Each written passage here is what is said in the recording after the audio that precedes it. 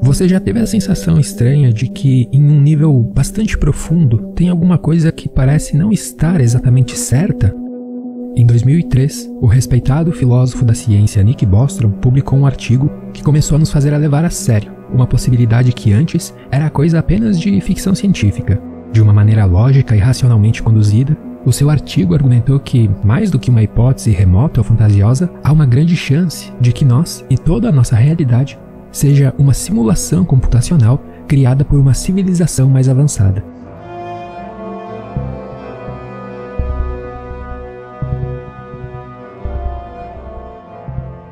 A publicação do Bostrom foi levada a sério não apenas na esfera da filosofia. Teve até alguns cientistas que, patrocinados por bilionários anônimos do Vale do Silício, montaram uma equipe para tentar achar brechas na simulação, ou melhor dizendo, para tentar escapar dela. Quem também se manifestou foi o magnata da tecnologia, o Elon Musk, que, pelo que eu entendi do que ele quis dizer, ele tentou explicar que haveria uma chance muito maior de vivermos em uma simulação do que nessa suposta realidade natural, fundamentalmente sem sentido.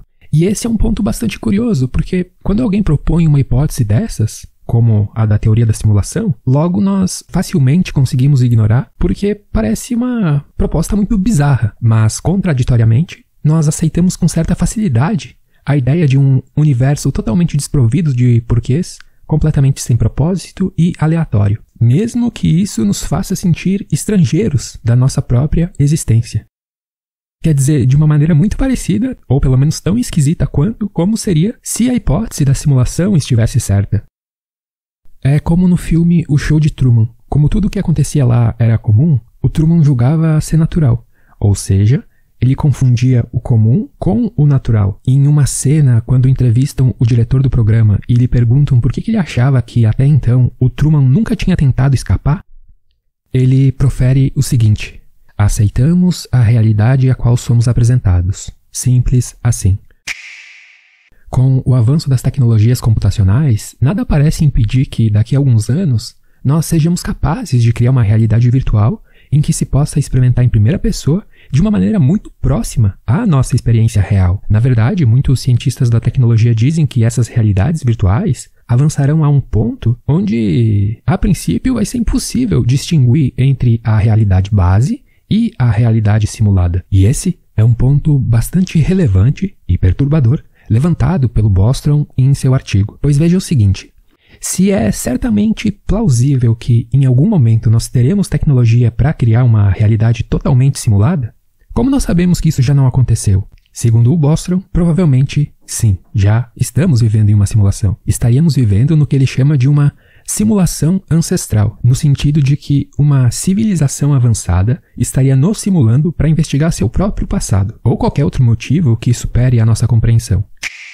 Em seu artigo, o Bostrom apresenta 3 possibilidades, das quais ao menos uma provavelmente seja verdadeira. Então o que a gente vai fazer de agora em diante é pegar essas 3 possibilidades e analisar elas uma por uma, para a gente tentar chegar naquela que parece ser a mais provável. A primeira possibilidade é que as civilizações tecnológicas sejam extintas antes de atingirem o total domínio de suas próprias tecnologias, ou seja, assim, sem poderem criar realidades virtuais.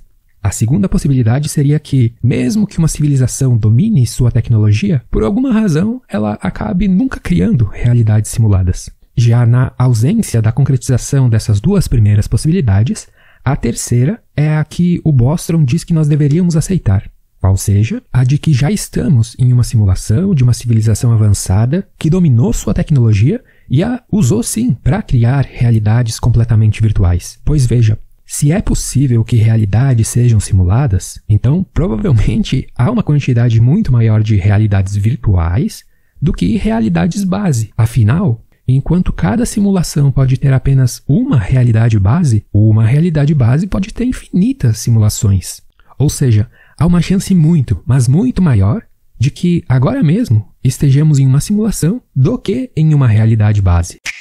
Vamos explorar de maneira mais consistente como nós poderíamos chegar a essa conclusão, examinando mais de perto por que nós deveríamos descartar a possibilidade 1 e 2. Lembrando que a primeira possibilidade, e comecemos por ela, é a de que as civilizações colapsem antes de atingirem o domínio tecnológico. De acordo com o Bostrom, essa proposição pode ser descartada devido à sua alta improbabilidade. Quer dizer, o simples fato de vivermos em um universo com trilhões de sistemas solares, onde, ao menos, seria razoável supor que algumas centenas ou milhares deles devem abrigar civilizações tecnológicas, seja no presente ou no futuro. O que nós precisamos entender até então é que, se há uma grande chance de haver centenas ou milhares de civilizações tecnológicas, o que poderia impedir que, ao menos algumas delas, atingissem um nível tecnológico cuja capacidade lhes permitisse simular realidades? Talvez a resposta mais simples para isso seja lembrar que nem sequer sabemos se existe vida fora da Terra, muito menos vida inteligente.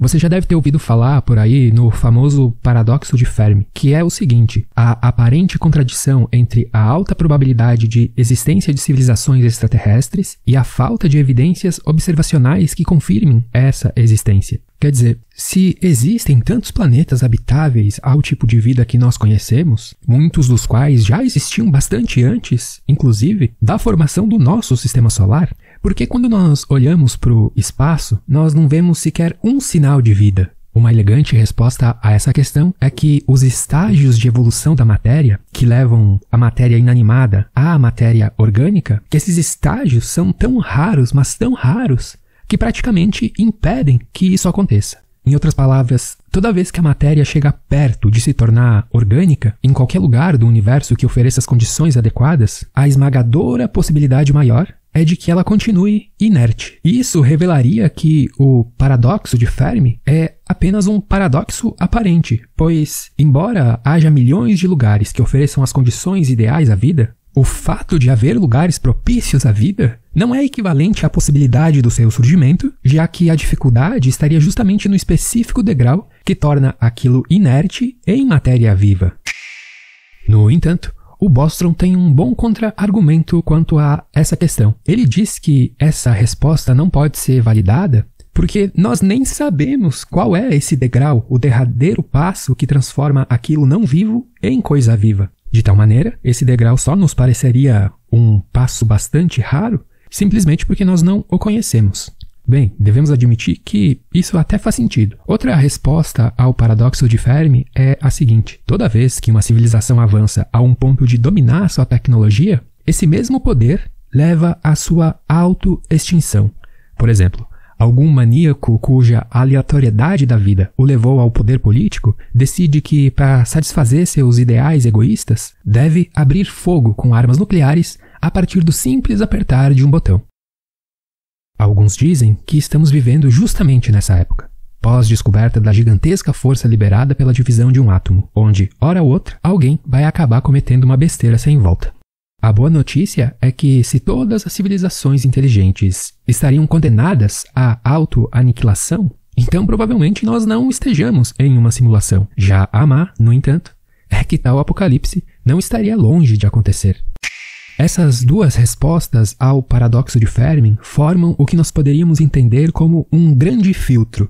No entanto, muitos argumentam que o fato de não vermos estampado no céu marcas de outras civilizações não pode ser interpretado como uma evidência certa de suas inexistências. Uma primeira coisa muito simples que poderia ser dita a esse favor tem a ver com a velocidade da luz. Aquela ideia de que, quando olhamos para longe, olhamos para o passado. Então, suponha que, em outros lugares longínquos do universo, tenha surgido vida mais ou menos na mesma época em que surgiu vida aqui no planeta Terra. Bem, então, dependendo de quão longe for esse lugar, simplesmente ainda não deu tempo de a luz de lá chegar até aqui. E aí seria por isso que, quando nós olhamos para o espaço, nós não vemos nada. Não vemos nada porque essa informação ainda não chegou até nós, ainda não deu tempo. Outra resposta, essa mais sutil e capciosa, é que, embora o universo seja muito antigo da nossa perspectiva, ele está em seus estágios iniciais, em sua habilidade para gerar vida. E se estamos nos estágios iniciais, há uma grande probabilidade de que daqui a milhões de anos, quem sabe, essas condições para a vida se exponencializem, uma vez que isso pode ser considerado uma verdade quase que inevitável, mesmo que tal coisa pareça estar no futuro para nós.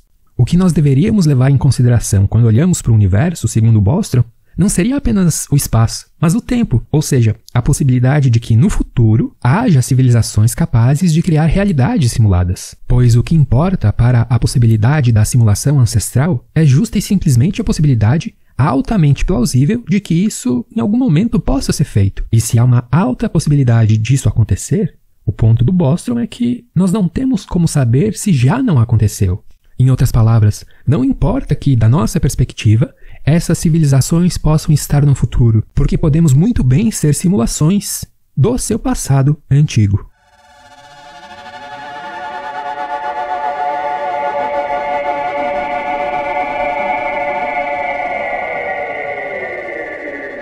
Os argumentos usados por Bostrom em seu artigo parecem ser da ordem matemática, de modo que, até aqui, nós poderíamos descartar a possibilidade 1, na medida em que podemos considerar que, ao menos algumas civilizações não se auto-aniquilarão, conseguindo, portanto, hora ou outra, atingir o domínio tecnológico. Bem, mas mesmo que atinjam a maturidade tecnológica, a segunda possibilidade, lembrando, é de que, por algum motivo, essas civilizações nunca venham a usar sua tecnologia para criar realidades simuladas.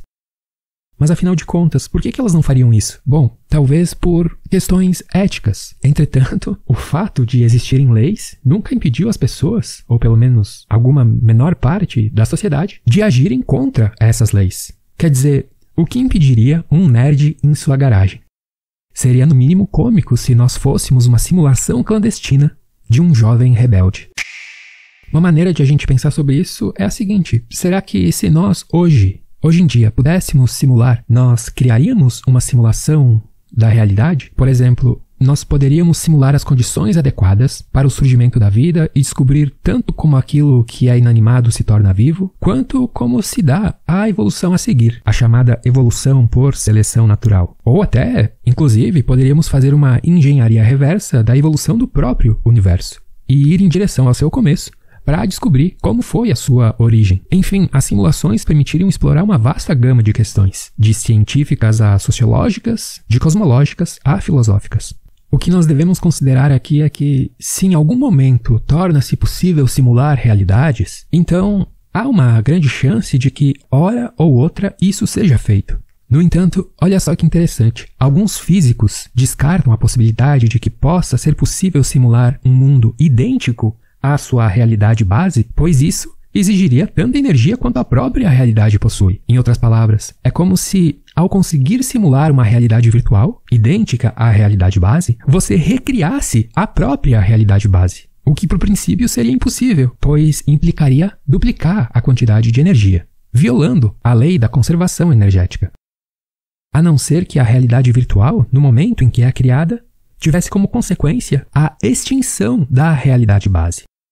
No entanto, indaguemos o seguinte: essa objeção ignora que uma simulação, para ser convincentemente idêntica à original, não precisa renderizar todos os detalhes do universo ao mesmo tempo, mas apenas aqueles que estão sendo observados. E isso diminui um universo de cerca de quase 100 bilhões de anos-luz diametrais para o estreito campo de visão dos seus experimentadores. Ou seja, bastaria manipular as experiências conscientes dos habitantes simulados. Mas aqui, meus amigos, nós chegamos ao ponto mais crucial sobre a possibilidade de criar realidades virtuais. Pois no tipo de simulação que estamos tratando aqui, não bastaria recriar o mundo objetivo, o mundo fora de nós, mas também a nossa experiência subjetiva, o nosso mundo interno. E isso é diferente, por exemplo, do filme Matrix, onde apenas a realidade do mundo externo era recriada. Quer dizer, a consciência subjetiva do experimentador vinha do seu corpo real conectado através de cabos à realidade virtual. Ou seja, é como se a consciência subjetiva acessasse um avatar virtual. E isso, quem sabe, seja possível em breve, onde vai ser muito legal podermos jogar videogames como se estivéssemos dentro do próprio jogo. Isso seria não mais do que algo como enganar o nosso próprio cérebro. Mas agora, originar a consciência a partir de meros dados computacionais? Bom, isso é bem mais complicado. Não apenas mais complicado, como, quem sabe, impossível. O filósofo Bernardo Kastrup ironiza dizendo que esperar que processos computacionais gerem consciência seria como simular um aparelho digestivo no seu computador e esperar que em algum momento ele urine na sua mesa. Nessa época de IAs avançadas, recentemente eu tenho notado um crescente número de vídeos toscos por aí, indagando se, em algum momento, as IAs vão adquirir consciência. Isso é tosco porque confunde inteligência com consciência. Inteligência é a capacidade de resolver problemas, e é isso que as inteligências artificiais fazem. Já consciência é a capacidade de experimentar, de gerar experiência. E bem, isso é outra coisa. E sim, é claro, as IAs chegaram a um ponto em que suas inteligências nos surpreendem justamente por terem superado a nossa em muitos aspectos. Mas nada implica que excesso de inteligência leve à capacidade de experimentar. Em outras palavras, é um erro categorial. Em analogia, é como se quando os manequins foram inventados, apenas pelo fato de eles simularem um aspecto similar ao humano, qual seja a aparência externa, as pessoas começassem a achar que em algum momento, quando os manequins fossem feitos de uma maneira muito idêntica à aparência das pessoas, que então, por causa disso, eles desenvolveriam consciência. Ou seja, tal como a aparência externa, a inteligência é apenas um aspecto dos seres humanos. Então aqui nós chegamos no que seria a principal dificuldade quanto a recriar realidades simuladas. Você já deve ter ouvido falar, eu mesmo aqui no canal já tratei um pouco do assunto, do chamado problema difícil da consciência. Pois, embora a consciência seja a nossa única certeza, afinal, inegavelmente nós experimentamos, ela é o aspecto mais misterioso deste universo. O que é isso que você está experimentando agora mesmo? O que é experimentar? Onde está a experiência propriamente dita? Ou melhor, será que existe alguma coisa além daquilo experimentado? Nos últimos anos, um número crescente de filósofos e cientistas respeitados tem apontado que a consciência representa um impasse que evidencia os limites da ciência materialista atual. Então, para compreendê-la, talvez seja necessário ultrapassar as suposições fisicalistas que hoje dominam o pensamento científico. O filósofo David Chalmers defende que é preciso considerar a possibilidade de que a consciência seja uma propriedade fundamental da realidade, pois, segundo ele, já que nós não conseguimos explicar a consciência em termos de outras propriedades físicas mais fundamentais, como espaço, tempo e matéria, a implicação lógica seria expandir a lista de propriedades fundamentais, ou seja, postular a própria consciência como uma propriedade fundamental, ao lado de espaço, tempo e matéria. Assim, olha só que bacana. Caso em algum momento seja possível simular a realidade, se a consciência for uma propriedade fundamental, essa realidade simulada teria de ter não apenas espaço, tempo e matéria, mas necessariamente também consciência. Ou melhor dizendo, seria impossível recriar uma realidade espaço-temporal sem consciência, na medida em que, se ela faz parte do tecido da natureza, a pergunta seria como seria possível extirpá-la, análogo a como é muito difícil, se não impossível, você conseguir imaginar como seria possível criar uma porção de matéria que não esteja ocupando algum espaço. E é nesse ponto que nós podemos retornar a algo mencionado anteriormente. Uma civilização avançada talvez evitasse criar simulações por razões éticas.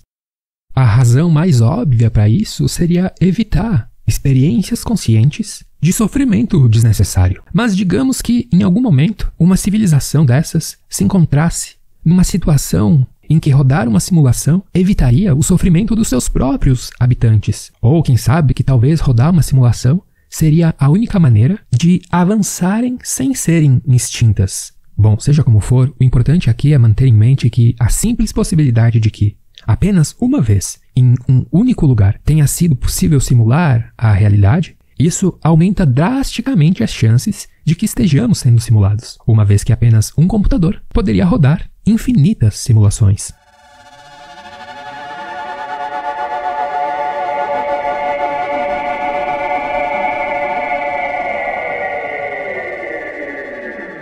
Diante de todas essas questões, argumentações a favor e contra, o Bostrom chega à sua conclusão mais sensata, que seria a seguinte: levarmos em consideração que tanto concluir estarmos vivendo em uma realidade base, quanto concluir estarmos em uma simulação, devem ser posições igualmente válidas. E esse é o ponto principal do seu artigo. Diante o fato de ignorarmos completamente o motivo da nossa existência, deveríamos considerar a teoria da simulação ao lado de tantas outras que também são não mais do que hipóteses. Bem, mas se a gente deveria levar a sério essa hipótese da simulação, o que nós devemos nos perguntar agora é quais os impactos ela traz consigo. Quer dizer, o que isso significa para nós? É comum que, com a ideia de simulação, venha implícita a ideia de falsidade. Mas, no caso aqui discutido, eu não sei se isso se aplica, pois veja, caso nós descobríssemos que é verdade que estamos numa simulação, isso nos permitiria avançar em nosso conhecimento. Nós estaríamos revelando um grande mistério. Ao invés de concluirmos estar vivendo em um mundo falso, poderíamos entender a realidade como uma possibilidade de crescimento fractal. Quando o Descartes proferiu "penso, logo existo", nós poderíamos parafrasear para, nos termos desse episódio, experimento, logo existo. Isso quer dizer que, mesmo que, quem sabe, estejamos experimentando no interior de uma simulação, o fato é que nós estamos experimentando. Ou seja, mesmo que a nossa mente seja simulada, ela existe. É real na medida em que existe. Como eu disse antes, talvez a única maneira de se conseguir simular a consciência seja se ela for uma propriedade fundamental da realidade. E aí, nesse sentido, o difícil mesmo seria conseguir simular uma realidade que não possuísse algum nível de consciência. O problema difícil da consciência é aquele de como os cérebros criam a capacidade de experimentar. Mas essa é uma pressuposição fisicalista que recai em um círculo vicioso, em uma petição de princípio, pois assume que a consciência surge do cérebro para depois tentar explicar como isso seria possível. Quer dizer, se a consciência é uma propriedade básica da natureza, dissipada por todo o tecido do universo, quando a matéria se organiza na constituição molecular complexa, que é um cérebro, talvez isso apenas reduza uma consciência universal em uma experiência que, por algum tempo, soa como individual. E esse tempo é justamente o tempo que dura uma vida biológica. Isso significaria que a morte não seria o fim da experiência, apenas o fim da individualidade. Bem, mas isso é papo para outro episódio. O importante aqui é notar que podemos ter certeza da capacidade que o cérebro tem de criar realidades simuladas. Seja criando essa realidade a partir do zero, tal como pressupõe a hipótese fisicalista, seja reduzindo uma consciência maior a uma, entre aspas, ilusória experiência individual. E nós sabemos que o cérebro é capaz de criar simulações, realidades simuladas, pois nós experimentamos isso toda noite durante os sonhos. Mas mesmo quando acordados, de certa maneira, nós estamos vivendo em uma simulação. Afinal, certamente nós não vivemos a realidade tal como ela é, em si mesma, mas de acordo com a representação mental que o nosso cérebro cria da realidade.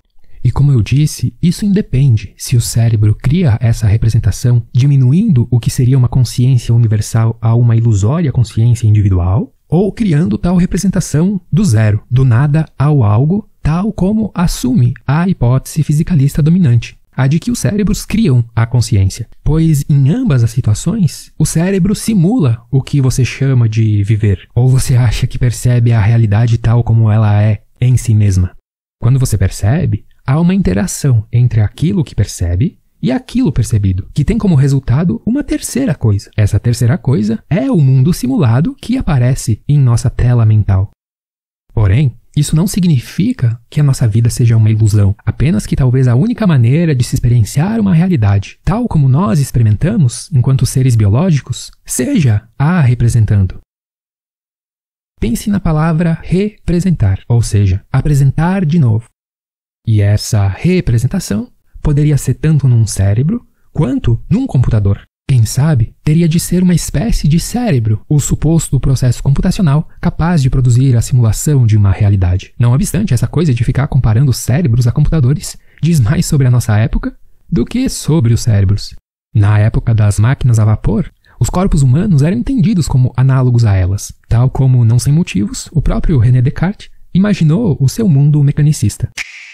A gente também deve avaliar que pode ser que a hipótese fisicalista esteja assim certa, e a consciência surja mesmo dos cérebros. Assim, a consciência não seria uma propriedade fundamental da natureza, tendo como consequência a dificuldade da sua reprodução, ou seja, a dificuldade de simulá-la. Bem, mas mesmo que a consciência não possa ser simulada, ainda haveria inúmeras razões para indivíduos de civilizações avançadas criarem mundos simulados realistas e projetarem as suas próprias consciências neles, inclusive com a opção de esquecer a sua realidade base enquanto experimenta a realidade simulada. Além de que, enquanto na vida simulada se passariam décadas, na realidade base, quem sabe apenas algumas horas.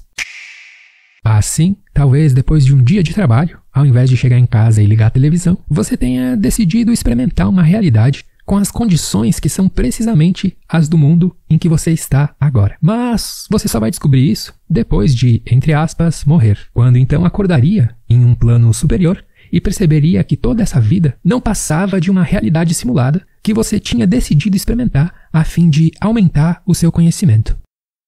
Talvez então você decidisse viver de simulação em simulação, a fim de ter a sensação de que reencarnou infinitamente em inúmeras versões de si mesmo.